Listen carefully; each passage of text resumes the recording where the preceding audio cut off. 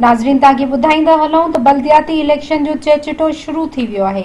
Report दर्शनदेव Bhil मुताबिक बाशऊर अवाम पारा मुल्की सतह ते खुसूसी तौर सिंध जे सियासी मैदान में नौजवान क़यादत आणण जे लाइ आवाज़ उथंदो रहियो आहे।